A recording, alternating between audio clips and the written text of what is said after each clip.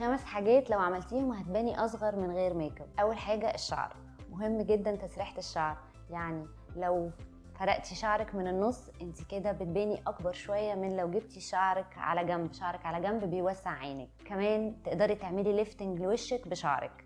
ازاي؟ ان انت تلميه بونيتيل او بتلمي شعرك بونيتيل صغيره من تحت الشعر، فبتعمل ليفتنج حلو قوي للعيون. اتاكدي كمان ان مفيش شعر ابيض او خصلات بيضه باينه في اللوك بتاعك. كمان المحجبات تقدر تعمل شعرها من تحت الطرحه بشكل ان يعمل لها ليفتنج لعينيها بانها تشد شعرها قوي لورا. العين، ايه هيفرق في عينينا من غير ميك اب غير رموشنا؟